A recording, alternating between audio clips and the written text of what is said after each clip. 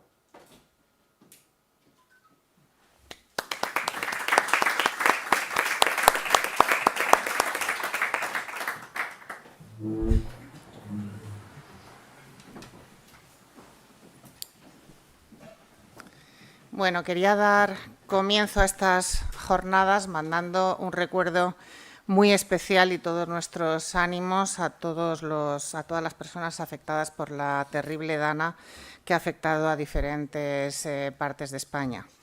Desde la OBT queremos mostrar nuestro total apoyo y nuestra absoluta empatía. Y sabemos bien de lo que hablamos, tenemos mucha experiencia en perder a seres queridos y en tener que empezar de nuevo. Por ello, les mandamos, pues, de verdad, nuestro más sincero afecto. Y entrando ya en materia, me gustaría poner en relieve el momento en el que se celebran estas ya 10ª jornadas de la OBT en el País Vasco. Y creo que decir que es un momento muy, muy complicado para las víctimas es ser incluso generoso. Si en otras ediciones nos hemos centrado en la importancia de la deslegitimación política y social de ETA, ahora es inevitable poner el foco en el temor que en estos momentos nos invade, que es que el que tanto dolor y sufrimiento no haya servido para nada y que veamos al final a los terroristas salir no solo victoriosos, sino también sin haber pagado por sus crímenes. Y de una manera totalmente impune.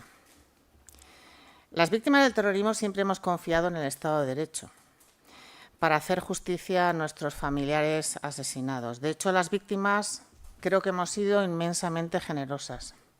Se aprobó una ley de amnistía en el año 1977 que supuso el borrón de casi 70 asesinatos de ETA, incluido el de mi padre y los que les acompañaban, y otros tantos asesinatos cometidos por otros grupos terroristas por la reconciliación necesaria en ese momento. Y las víctimas, a pesar de no tener derecho a la justicia, seguimos confiando en el Estado de Derecho. Se aprobaron los indultos como los concedidos a miembros de ETA político-militar y de Terra Iure en aras de la paz, y las víctimas seguimos confiando en el Estado de Derecho. Sin entrar a valorar la conveniencia y la eficacia de esas medidas que se adoptaron sin tener en cuenta en ningún momento a las víctimas, lo que se buscaba con ello era garantizar la paz, la convivencia y la concordia, valores superiores a los que toda sociedad debe aspirar. Eso sí, convirtiéndonos a las víctimas no solo en víctimas del terrorismo, sino también en víctimas de la paz. Sin embargo, lo que ahora se nos pide es mucho más grave, porque el fin es única y exclusivamente político. Y me atrevería a decir que es un fin que se encarna única y exclusivamente en la persona del presidente del Gobierno, que está cediendo ante reivindicaciones históricas de ETA para asegurar su permanencia en el poder. Primero fue la derogación de la política de dispersión sin exigir ningún signo de arrepentimiento a los terroristas. Después, la cesión de las competencias penitenciarias para flexibilizar el modelo penitenciario a uno más beneficioso para los presos terroristas. Y ahora modificar las leyes y derogar las existentes para cortar la estancia en prisión de los terroristas. Todo esto podría ser legal, pero desde luego es absolutamente inmoral.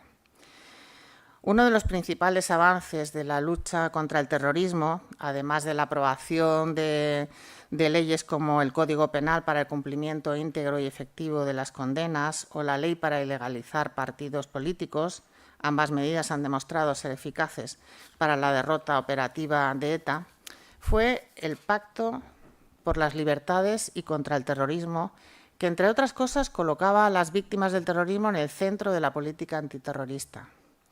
Ahora, sin embargo, vemos cómo hemos pasado a un modelo en el que se pone en el centro de las políticas a los terroristas y sus reivindicaciones. Y un buen ejemplo de esto es algo de lo que la OBT ya venía avisando desde el año 2022, pero no por sabido resulta menos doloroso.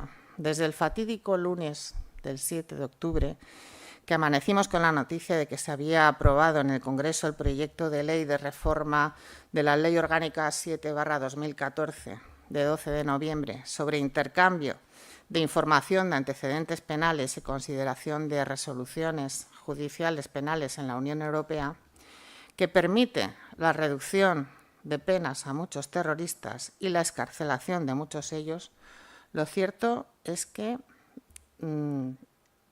ha sido para nosotros una auténtica pesadilla. La centralita de la OBT ha estado colapsada de víctimas del terrorismo que llamaban sin entender qué estaban sucediendo.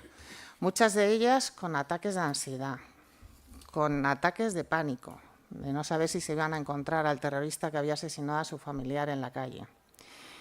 Y entiendan la situación. ¿Cómo se puede asimilar que el asesino de tu padre, de tu madre, de tu hijo vaya a salir de la cárcel automáticamente?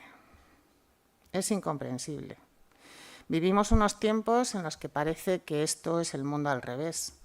El entorno de ETA dirigiendo España en el Congreso de los Diputados y consiguiendo que los terroristas salgan a la calle. Y los asesinos, cuando salen a la calle, son homenajeados como héroes, mientras a las víctimas nos vuelven a convertir en víctimas una y otra vez. Como he mencionado anteriormente, la OBT ya avisó de esto en el año 2022. Convocamos una rueda de prensa en nuestra sede y alertamos de lo que iba a pasar. De la intención de este Gobierno de permitir que los presos etarras que habían cumplido su condena en Francia restaran esos años de sus penas, siendo los delitos por los que habían sido condenados en Francia totalmente distintos de los que se les condenaba en España. Es más, en el 2018 ya informamos de esta situación cuando actuamos como tercer interviniente en el Tribunal Europeo de Derechos Humanos de Estrasburgo, consiguiendo su aval y el aval del Supremo. Luego esto no había que hacerlo, estaba avalado por Europa desde el año 2018. Siendo presidente de la OBT me ha tocado vivir momentos muy duros, pero yo diría que este es el peor, porque no ha venido solo. No solo todo lo que he venido contando hasta ahora, sino tenemos otro factor, que es la reducción de las subvenciones que el Gobierno ha llevado a cabo sobre la OBT paulatinamente, que ha provocado que hayamos tenido que prescindir de muchos profesionales. Por lo que la atención a las víctimas del terrorismo pues, se ve muy resentida. Como verán, este año no ha habido ni mesa de acreditaciones ni nada porque no tenemos personal para estar atendiendo. Han venido los 3 trabajadores que van a participar en cada una de las mesas y no me podía traer más trabajadores porque si no dejaba la OBT vacía. Esa es la situación en la que nos encontramos ahora mismo. Los trabajadores que quedan en la OBT están trabajando por encima de sus posibilidades. pero como nos sigan rebajando pues, las subvenciones, pues tendremos que despedir más y si esto no se arregla, llegará un momento en el que tengamos que cerrar la sede, con lo que supone de no dar atención a las víctimas del terrorismo. Hemos tenido que prescindir de muchos proyectos que funcionaban perfectamente de atención a víctimas del terrorismo y que ahora mismo pues, no los podemos llevar a cabo por esa falta de recursos, ¿no?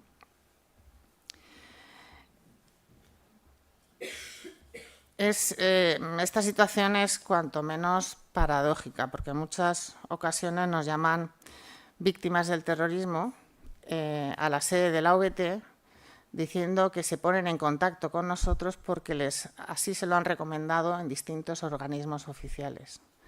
O sea, nos dejan sin fondos, pero quieren que hagamos su trabajo. Entonces, de otros organismos oficiales les derivan a las víctimas a la AVT para que les demos tratamiento. Me parece increíble. Y termino ya. Y lo hago agradeciendo a los ponentes su presencia aquí, en estos días tan complicados. Hoy con todos ellos pondremos sobre la mesa tanto la actualidad de las víctimas del terrorismo como los mecanismos para construir un futuro sin repetir errores del pasado. Espero que disfruten de estas jornadas y les vuelvo a dar las gracias. Muchas gracias a todos.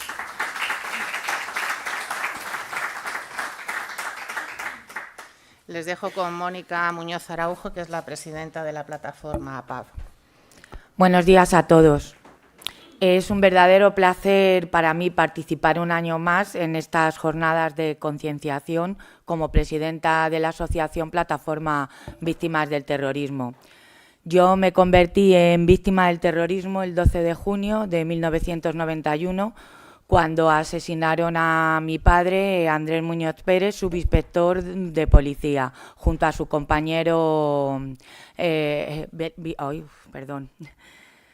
Valentín Martín. Ambos eran TEDAS y fueron a desactivar una bomba enviada por ETA a la empresa Servitrans y en el barrio madrileño de Vallecas. Desde ese día, mi vida y la de toda mi familia cambió, como se pueden imaginar.